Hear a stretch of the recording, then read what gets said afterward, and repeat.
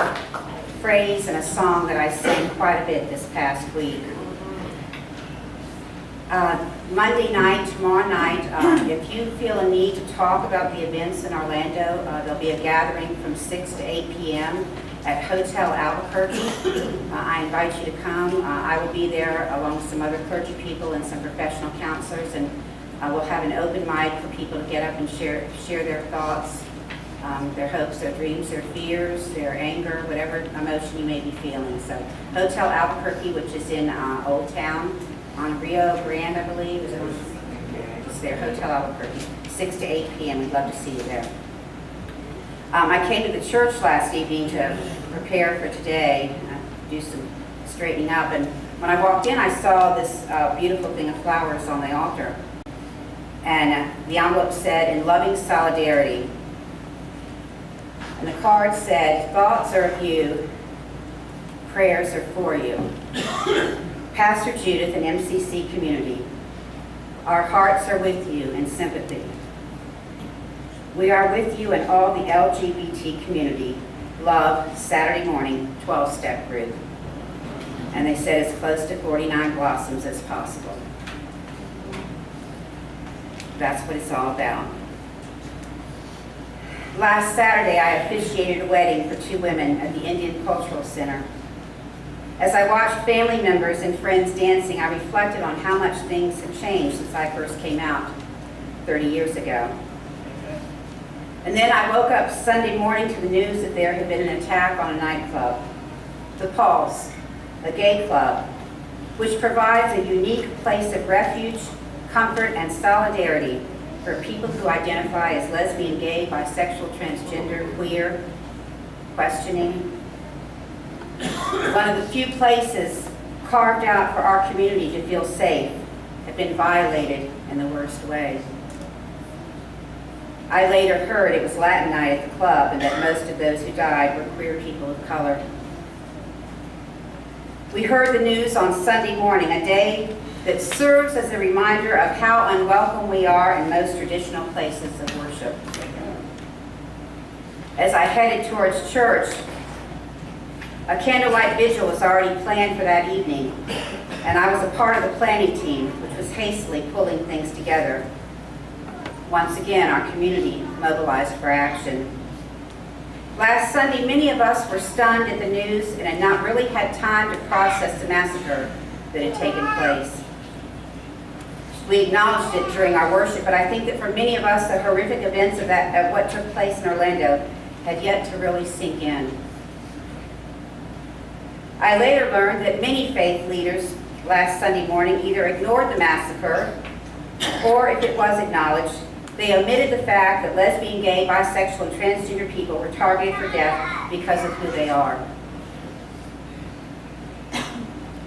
The events in Orlando at the club known as Pulse made national news. CNN kept it as a main story for most of this week. The president and the vice president went to Orlando, and there has been an outpouring of love and support. The response to Orlando is far different from what happened on June 24th, 1973, when an arson fire ripped through the upstairs lounge, a gay bar in the French Quarter of New Orleans. It killed 32 people, and until the Orlando nightclub shooting, it was the deadliest attack on the LGBT community in U.S. history. The story of the upstairs lounge fire did not draw an outpouring of attention or even sympathy. No massive vigils sprouted up across the country. Banners offering solidarity with New Orleans were inconceivable.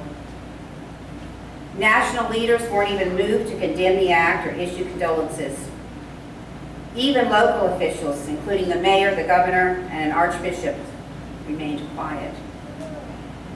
The second floor bar at the corner of Charles and Iberville Streets was a gathering place. It was a venue where community members could feel safe, at home, and free to be themselves. For many, the bar became family for those that had been rejected by family members or no longer felt comfortable with others. The patrons would listen to music played by a man they all called Piano Dave, and they would gather in a circle at the end of the night to sing, "United we stand, divided we fall." He died in the blaze. For a time, the New Orleans MCC met in a theater at the upstairs lounge. They found another home at the time of the fire, but church members still frequented the bar. That's an MCC people for you. 12 members of the MCC church, 1/3 of the church at that time, died that night, including the local pastor, Reverend Bill Larson, whose body was found trying to squeeze out a window past the security bars. Most of the victims were piled near the wall, all aiming to get out windows. An associate pastor, Dwayne Mitch Mitchell, escaped through a little-known back exit, but returned to try to save his boyfriend. Their bodies were found entangled and burned. Mitchell's son, Dwayne, recalls sitting at a movie theater with his younger brother, waiting for his father to pick them up, who would never come to pick them up. It would be a week before anyone would tell him that his daddy was dead, and no one bothered to say they were sorry for his loss. Reverend Elder Troy Perry, who started MCC churches, flew out to New Orleans to provide support. And when he arrived, he wanted to bring honor to the lives that were lost at the upstairs lounge. He heard many sick jokes about the events around New Orleans. Some were even on the radio. He struggled to find a site large enough to hold a memorial service. Many churches that he called wouldn't have it and hung up on him. Eventually, he found one that was willing. A movie has been made about the events in New Orleans, and it's called The Upstairs Inferno. And at the close of the film, Reverend Elder Troy Perry says words that I believe are very prophetic. It is one of those things that happened that I hope will never happen again. I hope nobody ever has to live through what we did and what we saw when we went to New Orleans, Louisiana. Never again will I face that kind of stuff. I hope not. I pray not. But if it does happen, don't give up the struggle and the fight, is what I tell people. Go and bury your dead. Amen. Hold a service and get ready to still make a difference in this world. Amen. That really resonated with me this week. And even though I was going to preach on mental illness today, because that's near and dear to my heart, because I have family members that struggle with it, people in our community struggle with it, people that we work with, our loved ones, and I'll touch a little on it, but I felt compelled to really respond to what he said. Get ready to still make a difference in this world. Yes, the response to Orlando has been very different from the events in New Orleans some 43 years ago. Good, but not good enough. We love our vigils, our candles, and our prayers.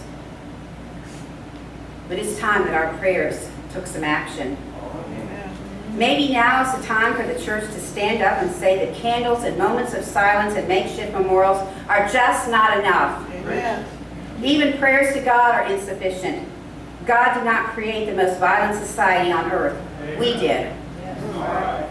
Sadly, too many of our churches are known only for its prayers and its limp expressions of sympathy for the oppressed, rather than speaking up and speaking out and acting out in Jesus' name. We no longer want to be what Jesus commanded us to be, the salt and the light and agents of a new age. And I'm going to give you some examples here. And if you're offended, that's good. You can see me afterwards. At the close of a recent chapel service at Liberty University in Lynchburg, Virginia, Jerry Falwell Jr. revealed that he was carrying a gun in his back pocket. And he's the head honcho of that, taking over for his deceased father. Falwell declared, "I've always thought that if more good people had concealed carry permits, that we could end those Muslims before they walked in and killed them." Falwell then encouraged his students to get their own concealed carry permit. Of course, he would have this free event sponsored at his school, so that together they could teach those Muslims a lesson if they ever show up here on campus. Pastors, members of the clergy, elected politicians, wannabe politicians still spew out hate and fear against the LGBTQ community. Now, yes, we are moving forward in very dramatic ways in terms of acceptance. 15 years ago, it was unimaginable to even think that same-sex marriage would be a right and a responsibility. But at the same time, there's an incredibly angry minority of people who see members of our community as destroyers of America. There is a connection between homophobic and transphobic hate speech and the murder of LGBT people. The people with homophobic views are not necessarily going to take a gun into a nightclub themselves. But when a climate of intolerance is created towards our people, it gives extremists the excuse and a shift of general opinion, which helps them to feel justified in killing. Amen. I believe it is time we call for the resignation of anyone in a leadership position who spews out hate toward one group or another, and that includes clergy, because sometimes I'm ashamed to be a clergy person, by the way my fellow clergy people speak. And that includes politicians. It's unacceptable. It's not right. The man who did the mass shooting was a homophobe and was violent towards his ex-wife. Now, he said he was doing the shooting in the name of his God, but neither this nor his God have anything to do with the true spirit of Islam. Now, undoubtedly, right-wingers, and I'm sorry if I offend you here, will try to use this shooting to promote hatred against Muslims, another vulnerable group among our midst. But there are many, many Muslims who support LGBT rights right around the corner here at Turkish Raindrop Community Center. And there are many queer Muslims, and they are in mourning too. And the Muslims are starting to work with this. How are we going to address this in the Muslim community, what it means to be LGBTQ? They are at least starting to ask the questions and grapple with it. I believe it is time for those of us who follow Jesus unite against hate and violent actions toward any group. We are unified in our witness of love and care and mercy and healing as we exercise the freedom and the power that God gives us to resist evil and to work to mend this broken and hurting world that we live in. Many of us have stated that we are angry. And today I am angry that more people have been brutally murdered and still nothing will be done about guns. I'm angry that hateful, homophobic, and transphobic rhetoric is still being spouted in the name of religion. We, of all people who truly follow the teachings, can and should do better. I am angry that we are the richest nation on planet Earth with more resources, and yet an estimated 26% of homeless adults staying in shelters live with serious mental illness, and an estimated 46% live with severe mental illness and/or substance abuse disorders. Approximately 20% of state prisoners and 21% of local jail prisoners have a recent history of a mental health condition and have no business being in a prison. 70% of our young children, youth in juvenile justice systems have at least one mental health condition. I believe that because of Jesus Christ, there is another way. It's high time for us preachers in our congregations to show that Jesus Christ makes possible a people who can do what 9 out of 10 average Americans appear to be unable to do. Speak the truth and then love our neighbors through acts of love. Amen. Jesus did not say, light a candle for me. And every now and then when there's a spectacular criminal act or someone with a mental illness is shot by our police or locked up in a prison or another preacher preaches hate and intolerance toward a group of people they don't like, just say a little prayer for me. You know what Jesus said? He said, follow me. All right. For a while now, declining church attendance, the rise of the nuns, and the increasing secular society have all seemed like the biggest threats to the future of Christianity in America. But that is not where the danger comes from, my friends.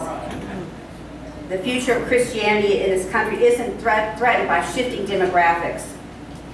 The Christian faith in America is on life support because for too many of us, we have simply stopped living like Jesus. Amen. Christianity is facing a crisis not because our pews aren't quite as packed as they once used to be, but because through an embrace of violence, hatred towards Muslims, callous rejection of refugees, demonization of the LGBT community, and a whole host of snarky anti-Christian actions, we've allowed the gospel of Jesus to be sanctified with extreme right-wing politics. It's no secret that American Christianity has been hijacked in recent months and years. And we've witnessed a full frontal assault on the particular and peculiar values that define the Christian life. What is that? Well, I'll give you some examples of that too. The way of Jesus is a way of peace and a commitment to nonviolence. But American preachers now carry an instrument of death into a space dedicated to the proclamation of life. And they're spurred on by their congregations. The way of Jesus is one of radical inclusion, where new paths are blazed to welcome in those shunned by dogma and religious authority. But the identity of Christianity in America has become all but synonymous with the list of those who aren't truly welcome within our doors, those who are the outsiders. The way of Jesus demands that we care for the sick as if we were caring for Jesus himself. But we've gone out of our way to try to deny health care to anyone we've decided hasn't earned it. The way of Jesus finds good even in those of other faiths, but we've made hating and ostracizing Muslims one of our top priorities. Are you offended yet? Are you angry yet? The way of Jesus places caring for the stranger at the center of salvation itself. But in our fear, we have closed our hearts and our borders to immigrants and refugees in need, leaving them to drown in the open sea, wither in the desert, and fall victim to unspeakable evil in their homeland. Authentic Christianity is being eradicated in America because the way of Jesus has been replaced by a list of ideas which, once agreed to, apparently liberate each one of us for actually living like Jesus.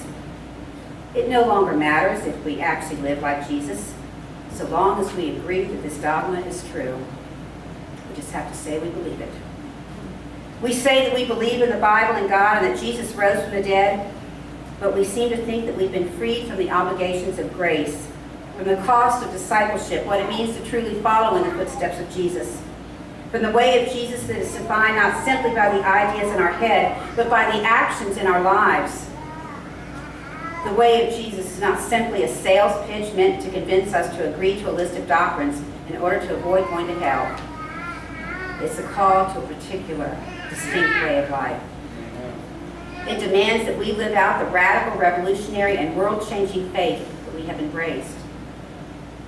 I am still unable to look at the faces of those we lost last week. I still can't hear their stories.